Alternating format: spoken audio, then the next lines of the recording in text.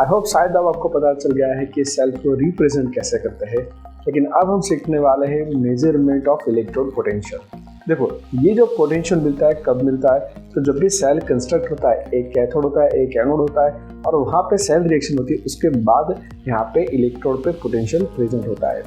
लेकिन ये जो पोटेंशियल है उसके लिए जरूरी है केमिकल रिएक्शन। अगर हम किसी हाफ सेल का इलेक्ट्रोड पोटेंशियल मेजर करने जाए, मतलब एब्सोल्यूट पोटेंशियल, तो वो मेजर नहीं कर सकते, क्योंकि अगर हाफ सेल होगा तो वो सेल रिएक्शन कंप्लीट ही नहीं होगी और वहाँ पे हमें कुछ भी पोटेंशियल नहीं मिल सकता। तो इसका सॉल्यूशन क्या है? तो इसका एक सॉल्यूशन हुआ कि हम ये जो पोटेंशियल है मेजर करने का, वो स्टैंडर्ड हाइड्रोजन इलेक्ट्रोड के साथ कंपैरिजन में करें। मैं आपको बता दूं ये क्यों करना पड़ता है। देखो, अगर मैं कोई लाइन ड्रॉ करूं तो आप बता सकते हो ये छोटी लाइन है या बड़ी लाइन है? हम नहीं बता सकते जब तक उसकी कंपैरिजन ना की जाए किसी और के साथ। वैसे ही यहाँ पे हाफ सेल है, उसको हम कंपेयर करते हैं स्टैंडर्ड हाइड्रोजन इलेक्ट्रोड के साथ, और हम ये स्टैंडर्ड हाइड्रोजन गैस इलेक्ट्रोड का जो पोटेंशियल है उसको कंसिडर कर देते हैं 0। मतलब अब जो सेल कंस्ट्रक्ट हुआ उसमें एनोड पे रखा हमने स्टैंडर्ड हाइड्रोजन गैस इलेक्ट्रोड और कैथोड पे रखा हमारा जो भी हाफ सेल था जिसका पोटेंशियल हमको मेजर करना है उसको। अब इस सेल का जो पोटेंशियल मिला वो होगा रिड्यूसिंग पोटेंशियल या standard electrode potential of our metal. अब मैं थोड़ा बता दूं कि स्टैंडर्ड हाइड्रोजन गैस इलेक्ट्रोड क्या है। तो यहाँ पे सॉल्यूशन होता है H+ का, जो यूनिटी होता है, मतलब 1 मोलर कॉन्सेंट्रेशन ऑफ H+ होता है। उसके अंदर एक टेस्ट ट्यूब जैसा कंस्ट्रक्शन होता है, मतलब एक ट्यूब होती है जहाँ नीचे की साइड एक इलेक्ट्रोड होता है प्लेटिनम का, जो प्लेटिनम ब्लैक से कोटेड होता है। अब ये क्यों प्लेटिनम ब्लैक से कोटेड होता है, तो उसका एक रीज़न है कि प्लेटिनम ब्लैक है वो प्रॉपर सरफेस एरिया प्रोवाइड करता है और इलेक्ट्रॉन ट्रांसफर ईजिली होता है, इसीलिए वो प्लेटिनम ब्लैक से कोटेड होता है। अब यहाँ पे जो प्लेटिनम ब्लैक कोटेड इलेक्ट्रोड है प्लेटिनम का, उसके ऊपर गैस पास किया जाता है और वो गैस होता है hydrogen gas with a pressure of 1 बार। तो ये कंटिन्यूस 1 बार प्रेशर मेंटेन रहता है। ऊपर से एक होल होता है ट्यूब में, वहाँ से गैस सप्लाई किया जाता है और वो गैस नीचे आता है, टच करता है हमारे प्लेटिनम ब्लैक पे और उसके साथ कनेक्टेड होता है सॉल्यूशन ऑफ H+, जिसका कॉन्सेंट्रेशन होता है यूनिटी, मतलब 1 मोलर। अब इस हाइड्रोजन गैस इलेक्ट्रोड का स्टैंडर्ड पोटेंशियल हमने अज्यूम कर लिया है 0, मतलब हर टेम्परेचर पे इसका स्टैंडर्ड पोटेंशियल होगा 0। अब इसकी कंपैरिजन में हम कोई भी मेटल के इलेक्ट्रोड का पोटेंशियल मेजर कर सकते हैं। ये स्टैंडर्ड हाइड्रोजन गैस इलेक्ट्रोड को रिप्रेजेंट किया जाता है PTS, फिर एक हाइफन आएगा, H2 गैस 1 बार प्रेशर, अगेन 1 हाइफन, H+ एक्यूएस जिसका कॉन्सेंट्रेशन होगा 1 मोलर। इस तरह से इसको रिप्रेजेंट किया जाता है। अब मैं आपको एक एग्जांपल बताता हूँ कि सपोज हमें कॉपर +2 और कॉपर के इलेक्ट्रोड का रिड्यूसिंग पोटेंशियल मेजर करना है, तो कैसे करेंगे? तो सिंपल, आपको ऐसा करना है कि हमारा इस कॉपर के हाफ सेल को कनेक्ट करना है हाइड्रोजन स्टैंडर्ड इलेक्ट्रोड के साथ। लेकिन जो हमारा हाइड्रोजन स्टैंडर्ड गैस इलेक्ट्रोड है उसको हम ऑलवेज एनोड पे रखते हैं और जो कोई भी हाफ सेल का मेजर करना है हमको, उसको हम कैथोड पे रखते हैं। तो देखो, एनोड पे आ गया स्टैंडर्ड हाइड्रोजन गैस इलेक्ट्रोड और कैथोड पे आ गया हमारा मेटल, मतलब हमारा Cu+2 एंड Cu, मतलब Cu+2 का सॉल्यूशन, और वहाँ पे होगा कॉपर का इलेक्ट्रोड। अब आपको सपोज इस सेल का पोटेंशियल मेजर करना हो तो कौन सी इक्वेशन आएगी? तो आपको पता है कि E0 = E0R - E0L। अब E0R कौन है? जो राइट साइड पे है, और राइट साइड पे क्या होता है? कैथोड, जो हमारा Cu+2Cu है। और लेफ्ट साइड पे कौन होगा वो आपको पता है, वो है एनोड, और यहाँ पे एनोड है हमारा हाइड्रोजन गैस इलेक्ट्रोड जिसका पोटेंशियल कंसिडर होता है 0। तो यहाँ पे जो पोटेंशियल मिलता है, मतलब हाइड्रोजन का 0 रखोगे तो इक्वेशन क्या होगी? E0 = ER, मतलब राइट साइड पे जो कैथोड है वो। अब जो पोटेंशियल होगा वो होगा हमारा कॉपर हाफ सेल का, और हमें उसकी वैल्यू मिल रही है 0.34 वोल्ट। अब यहाँ पे जो पॉजिटिव वैल्यू मिल रही है वो क्या इंडिकेट करती है? मतलब हाइड्रोजन कॉपर को रिड्यूस कर सकता है, इसीलिए ये वैल्यू पॉजिटिव में आएगी। लाइक अगर हम जिंक के इलेक्ट्रोड को, मतलब जिंक हाफ सेल को हाइड्रोजन गैस इलेक्ट्रोड के साथ कनेक्ट करेंगे, मतलब हाइड्रोजन गैस इलेक्ट्रोड हमारा एनोड रहेगा और जिंक हाफ सेल हमारा कैथोड रहेगा, तो उस टाइम पे जो सेल पोटेंशियल मिलता है वो है -0.76 वोल्ट। अब हाइड्रोजन का तो 0 है, दैट मीन्स हमारा जिंक का जो सेल पोटेंशियल मिला वो मिला -0.76। इसका मतलब ये हुआ कि हमारा जो हाइड्रोजन इलेक्ट्रोड है, मतलब जो हाइड्रोजन है वो जिंक को ऑक्सीडाइज करता है लेकिन उसको रिड्यूस नहीं कर सकता, इसीलिए इसका सेल पोटेंशियल -0.76 आया।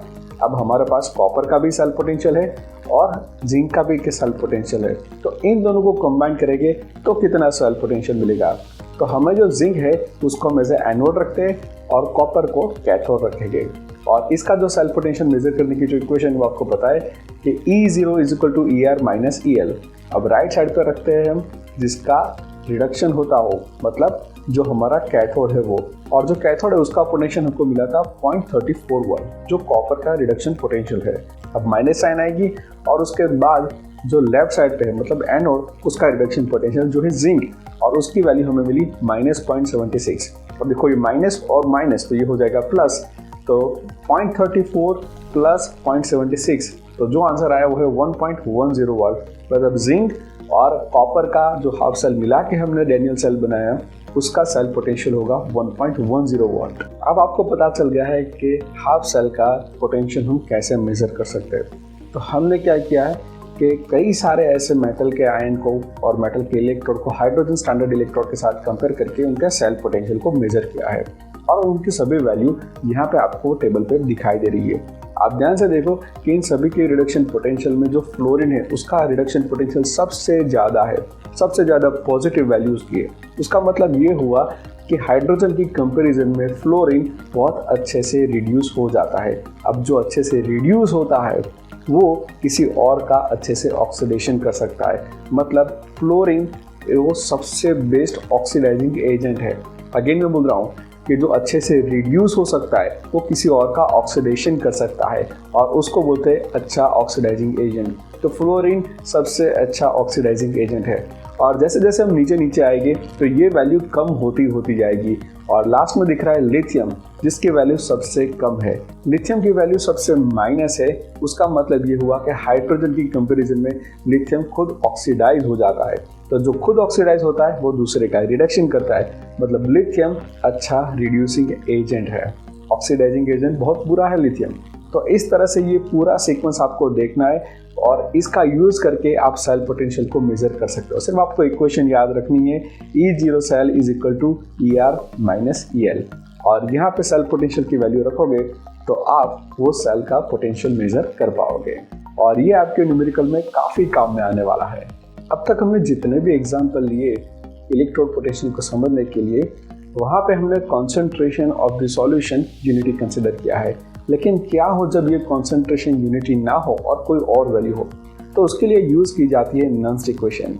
आपको मैं एग्जांपल के साथ बताऊं, अगर कोई मेटल आयन है M+ और वो इलेक्ट्रॉन गेन करके मेटल में कन्वर्ट हो जाता है, मतलब सॉलिड में कन्वर्ट हो जाता है, that means Mn+ plus N electron, और वो कन्वर्ट हो जाता है Ms सॉलिड में। तो इसके लिए हम ये नन्स इक्वेशन कैसे लिखेंगे, तो वो आपको यहाँ पे स्क्रीन पे दिखाई दे रही है कि E Mn+ M is equal to E0 Mn+ M minus RT by NF ln 1 upon Mn+। अब यहाँ पे R क्या है, T क्या है, N क्या है, F क्या है, और Mn+ जो लिखा है स्क्वायर ब्रैकेट में वो क्या है मैं आपको समझाता हूँ। तो यहाँ पे E है वो पोटेंशियल दिखा रहा है, E0 स्टैंडर्ड पोटेंशियल दिखा रहा है, R है गैस कांस्टेंट जिसकी वैल्यू है 8.314 जूल पर केल्विन मोल, T है टेम्परेचर इन केल्विन, अब रूम टेम्परेचर की बात करें तो वो 298 केल्विन होगा, N है नंबर ऑफ इलेक्ट्रॉन ट्रांसफर, मतलब 2 इलेक्ट्रॉन ट्रांसफर हो रहे हैं, 3 हो रहे हैं, 1 हो रहे हैं, वो है number of electron transfer during the reaction, और F है फैराडे। फैराडे क्या होता है, तो 1 मोल ऑफ इलेक्ट्रॉन का जो भी चार्ज होता है उसको 1 फैराडे कहा जाता है, और उसकी वैल्यू एग्जैक्ट में बताऊँ तो 96487 कूलम पर मोल है। और जो स्क्वायर ब्रैकेट में Mn+ लिखा है वो दिखाता है कॉन्सेंट्रेशन ऑफ Mn+। अब ये नन्स इक्वेशन हम हमारे डैनियल सेल के लिए लिखना चाहे तो हमारा जो कैथोड है वो है कॉपर का, और उसके लिए नन्स इक्वेशन आएगी ये, और उसके बाद जो एनोड है जो जिंक है उसके लिए नन्स इक्वेशन आएगी ये। तो ये दोनों नन्स इक्वेशन है कैथोड और एनोड के लिए। लेकिन ये जो ई सेल है अगर उनको हम कंबाइन करें to measure the cell potential तो क्या होगा, तो ऑफ कोर्स हमें करना है ER minus EL, right minus left. अब राइट साइड पे कैथोड है तो उसकी वैल्यू लिखेंगे, और उसके बाद नन्स इक्वेशन एनोड की वो लिखेंगे। तो उसको सॉल्व करने के बाद हमें जो ई सेल वाली इक्वेशन मिलेगी तो वो ये वाली इक्वेशन होगी। देखो ये सारे स्टेप आपको दिख रहे हैं कि कैसे हमने इन दोनों को कंबाइन किया है और E cell value find out की है। एट पर्टिकुलर कॉन्सेंट्रेशन अगर आप ई सेल मेजर करना चाहो तो नर्स्ट इक्वेशन का यूज करके आप उसको फाइंड आउट कर सकते हो। हमारे डैनियल सेल के लिए नर्स्ट इक्वेशन होगी E cell is equal to E zero cell minus R T by 2f ln Zn plus 2 का concentration divided by Cu plus 2 का कॉन्सेंट्रेशन।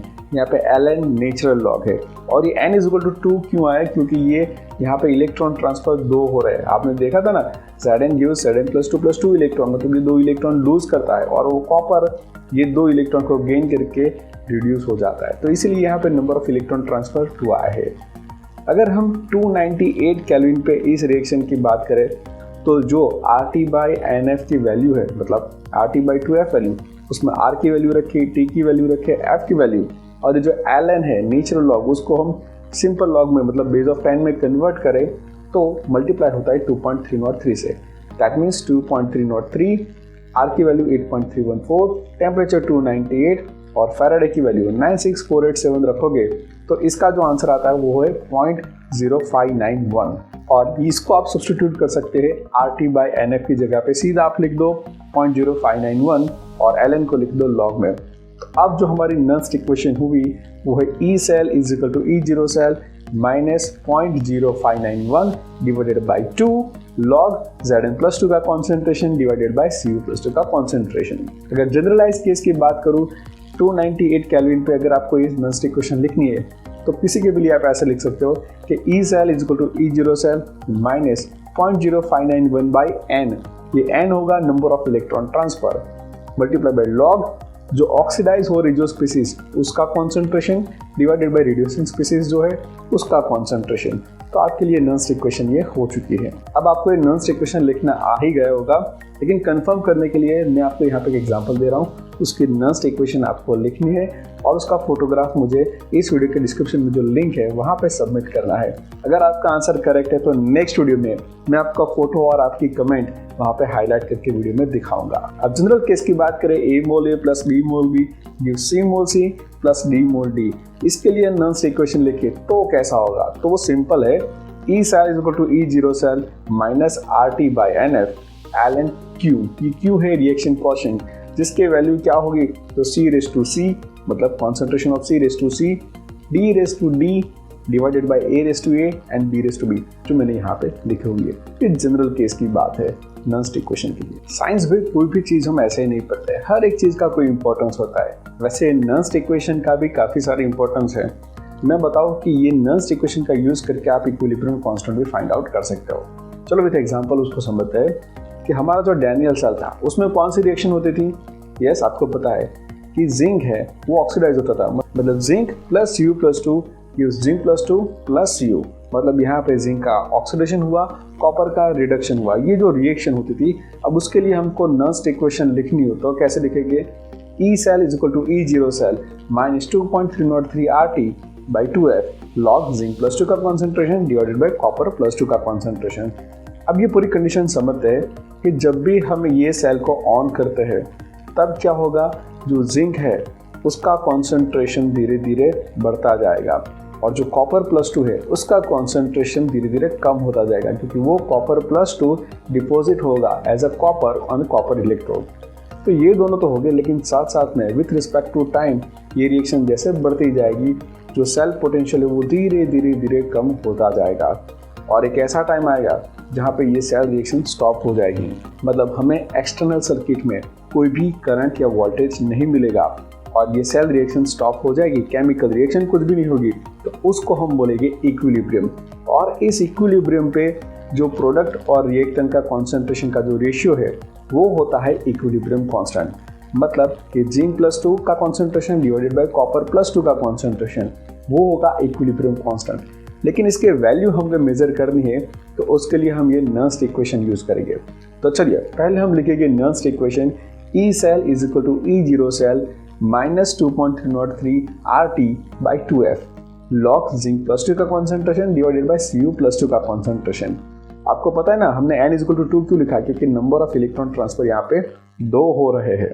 अब जैसे कि इक्विलिब्रियम हो चुका है, अब इक्विलिब्रियम पे E सेल मतलब वहाँ पे कोई सेल पोटेंशियल हमको नहीं मिलेगा, तो E सेल की वैल्यू हो जाएगी 0।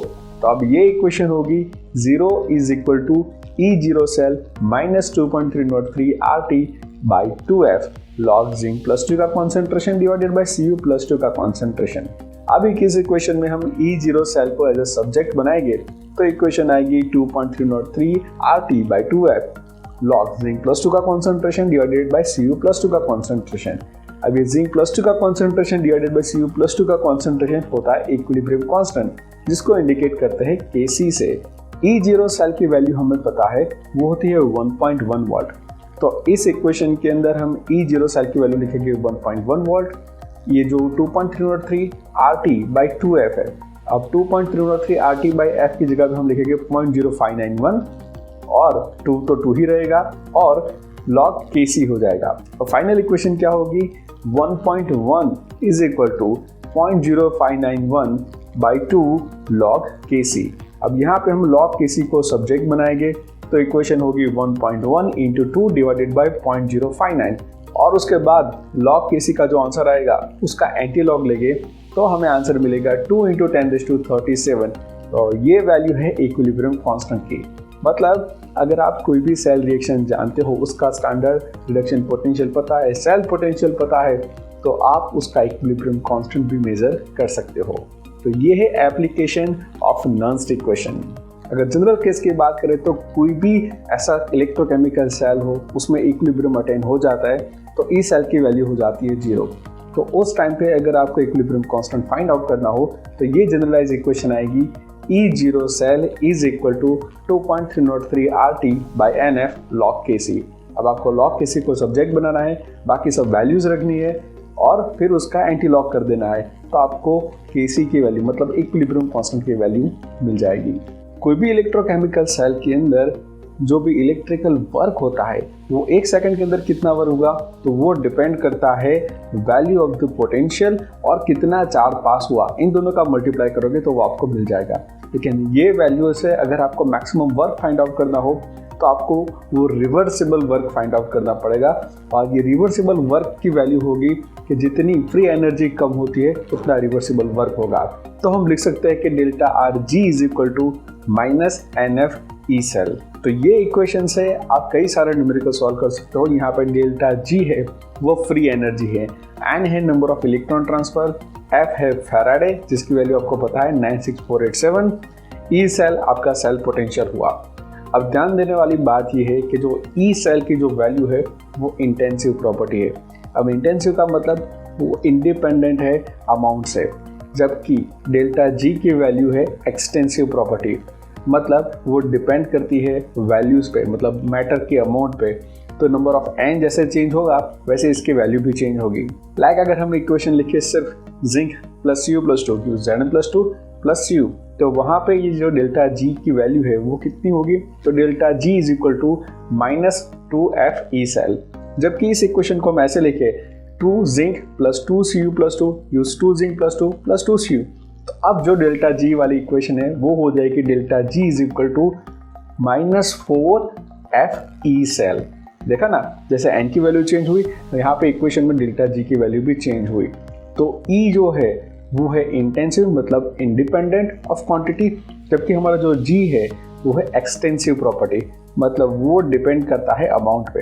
अब जनरलाइज केस की बात करें तो जब भी ये स्टैंडर्ड स्टेट में सभी हो गए कंपोनेंट्स, मतलब वो सब का कॉन्सेंट्रेशन यूनिटी होगा, तो हमारा डेल्टा जी 0 लिखा जाएगा, वो डेल्टा जी नहीं रहेगा। तो उसकी इक्वेशन होगी delta G 0R is equal to -NF E0 cell. अब हमने नर्न्स्ट इक्वेशन के अंदर जो फाइनल जनरलाइज इक्वेशन मिली थी उसमें -NF E0 सेल को अगर आप सब्जेक्ट बनाओगे तो हम यहाँ पे उसको रिप्लेस कर सकते हैं RT-ln K से।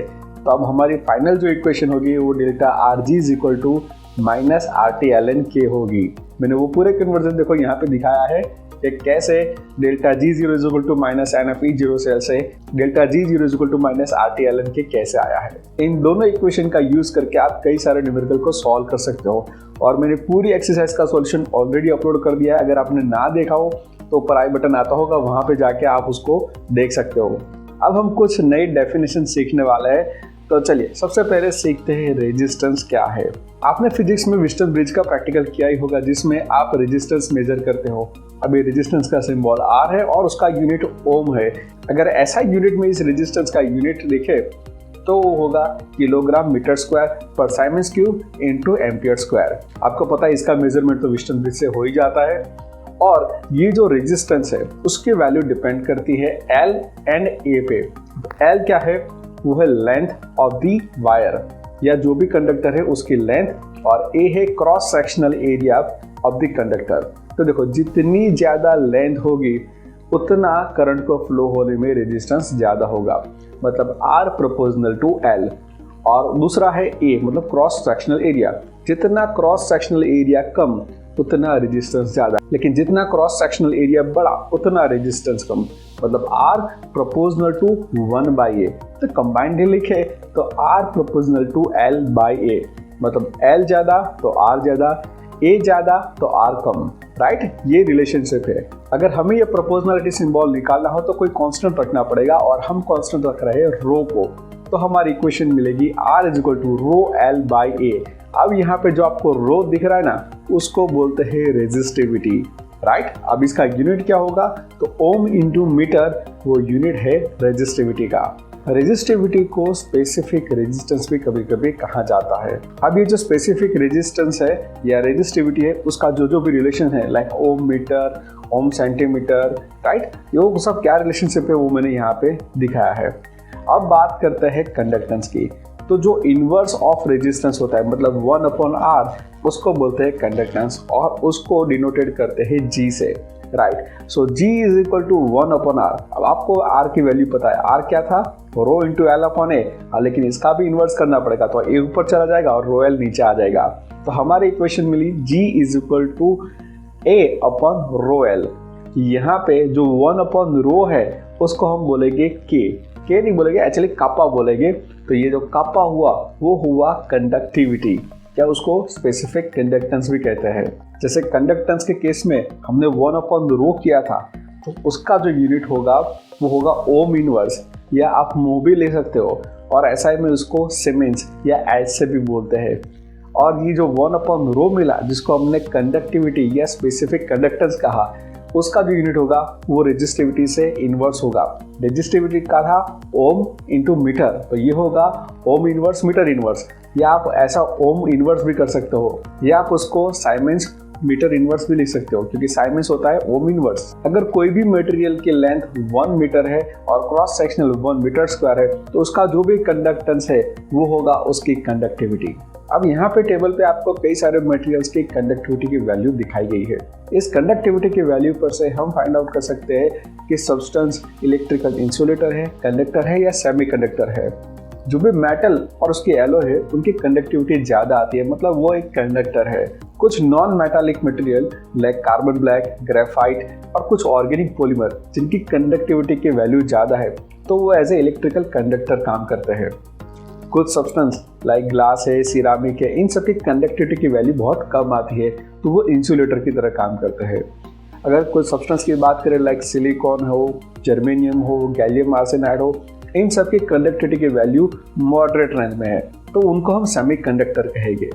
कुछ ऐसे भी सब्सटेंस आते हैं जिसको सुपर कंडक्टर कहा जाता है, जिसके अंदर जीरो रेजिस्टिविटी या इनफाइनाइट कंडक्टिविटी मिलती है, जो बहुत एब्सोल्यूट जीरो टेम्परेचर मतलब लो टेम्परेचर 0 to 15 केल्विन जितने टेम्परेचर पे इतनी इनफाइनाइट कंडक्टिविटी दिखाते हैं कि जिसके अंदर जीरो रेजिस्टिविटी होती है, और इसको कहते हैं सुपर कंडक्टर्स। अभी जो रिसर्च चल रहा है उसमें सिरामिक मटेरियल्स और ऑक्साइड को मिक्स करके ऐसे सुपर कंडक्टर्स बनाए गए हैं जिसमें वो 150 केल्विन जितने टेम्परेचर पे भी सुपर कंडक्टिविटी दिखाते हैं।